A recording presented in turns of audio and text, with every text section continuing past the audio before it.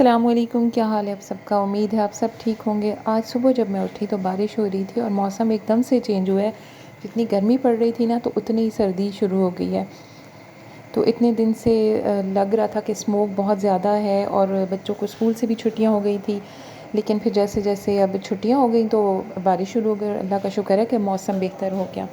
तो उसके बाद आज तो बच्चे सो रहे थे, तो मेरा प्लान था कि मैं उनके उठने से पहले पहले सफाई वगैरह कर लूँ। तो हेल्पर तो कोई भी नहीं है, मैं ख़ुद ही सारे काम करती हूँ। तो मैंने कहा सफाई वगैरह कर लूँ उनके उठने से पहले, ताकि बच्चे जागें तो मैं अपने काम ख़त्म करके फ़्री हो जाऊँ। क्योंकि आज मेरे कुछ ऑर्डर्स थे केक के, तो मैंने वो भी बनाने थे। और फिर मेरी कोशिश थी कि मैं खाना टाइम से ही दोपहर का लंच वगैरह भी बना लूँ, ताकि मैं जल्दी से फ़्री हो जाऊँ। तो मैंने सफाई वगैरह करके कुछ जो बच्चे जागे हुए थे उनके बिस्तर वगैरह फ़ोल्ड किए, और फिर किचन में आके मैंने जो रात में बर्तन वगैरह धोए थे उन सबको सेट करके अपनी जगह पे रखा। और फिर उसके बाद नाश्ते में तो अभी टाइम था। कुछ बच्चे जो सुबह जाग गए थे तो उनको मैंने नाश्ता दे दिया था, क्योंकि स्कूल्स की तो छुट्टियां थी लेकिन दीनी मदारिस खुले थे। तो एक बच्चा मेरा जो जाता है मदरसे, तो उसकी वजह से मैं सुबह जल्दी उठ के मैंने बाकियों को भी नाश्ता करवा दिया था। 2 बच्चे जाग गए थे, उनको मैंने नाश्ता करवा दिया था। तो अब मैं साथ साथ लंच बना रही हूँ। तो आज मैंने बनानी थी मूंग और मसर की दाल। तो ये वैसे भी हमारे घर में बहुत शौक़ से खाते हैं, और साथ में मैं चावल वगैरह बॉईल कर लेती हूँ। और एक तो आज गैस भी नहीं आ रही थी, वैसे भी कम आती है लेकिन आज मौसम ठंडा था तो आज गैस तो बिल्कुल ही नहीं आ रही थी। फिर मैंने इसको सिलेंडर पे बनाया। और दाल की रेसिपी भी मैं आप लोगों से शेयर कर लेती हूँ। मैंने दाल में सिर्फ नमक डाल के और खुला पानी डाल के इसको बॉईल कर लिया था। और जब तक ये गलती रही है हल्की आंच पे, थोड़ी सी गैस आनी शुरू हुई थी तो मैंने पतीली को उस पर रख दिया और सिलेंडर में मैं इसका तड़का, इसका मसाला बनाने लग गई थी। तो इसका थोड़ी मैंने इसकी रेसिपी चेंज की और ये बहुत मज़े की बनती है। ऑयल में सबसे पहले मैंने अदरक, लहसुन और हरी मिर्च को अच्छी तरह से कूट के तो मैंने ऑयल में इसको फ्राई कर लिया था। और साथ में मैंने ये लाल वाली जो साबुत मिर्च होती है वो वाली, या जो घर में हमारी ग्रीन मिर्च जो बड़ी बड़ी लाल हो जाती है ना, वो वाली मिर्चें 2-3 वो डाल के तो मैंने इनको अच्छी तरह से फ्राई कर लिया था। और 1 टमाटर, और इसमें मिर्च मसाले, हल्दी, सूखा धनिया, गरम मसाला और लाल मिर्च पाउडर अपने टेस्ट के हिसाब से। मैंने लाल मिर्च पाउडर मैंने कम रखी थी, क्योंकि ऑलरेडी मैं लाल मिर्च साबुत भी डाल चुकी थी और हरी मिर्च का पेस्ट भी डाल चुकी थी। तो इनको मैंने अच्छी तरह से फ्राई करके तो इसका मैंने मसाला तैयार कर लिया था। जब अच्छी तरह से ये भुन गया तो मैंने इसको दाल में डाल दिया था।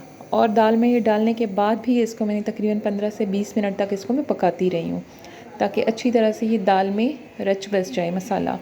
दाल पहले ही गल चुकी थी, तो ऐसा हुआ कि कभी मैं इसको पतीली को मैं रखती थी सिलेंडर पे और कभी चूल्हे पे, दूसरे चूल्हे पे, क्योंकि गैस कभी आती थी कभी बीच में बंद हो जाती थी।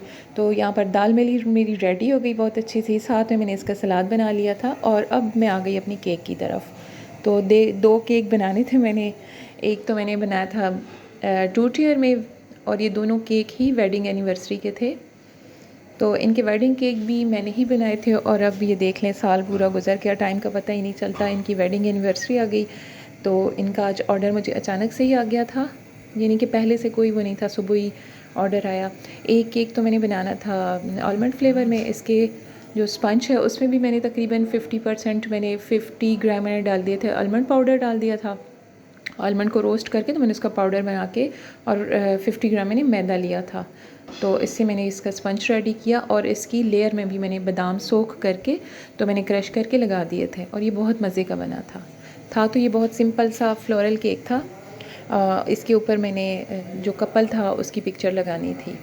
तो बस मैंने इस तरह से ये इसके रोज़ेज़ बना के तो मैंने एक एक गोल्डन पर्ल लगा दिया था बीच में, और इसकी टॉप पे मैंने नेम लिख लिया था।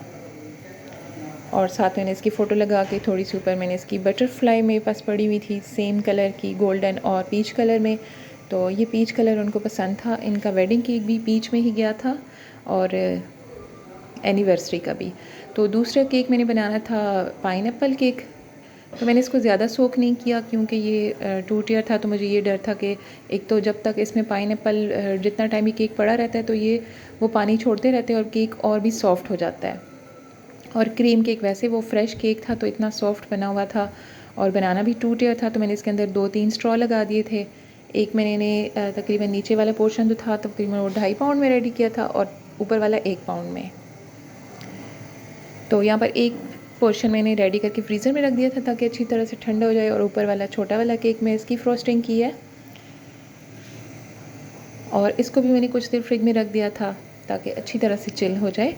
तो इसके बाद मैंने इसके ऊपर लगा दिया था, इसकी इनकी पिक्चर लगा दी थी।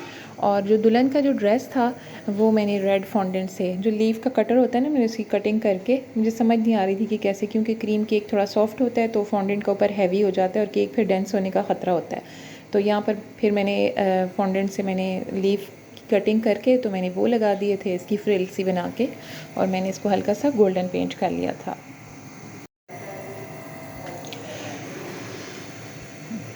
और इस तरह से ये मेरा केक रेडी हो गया था।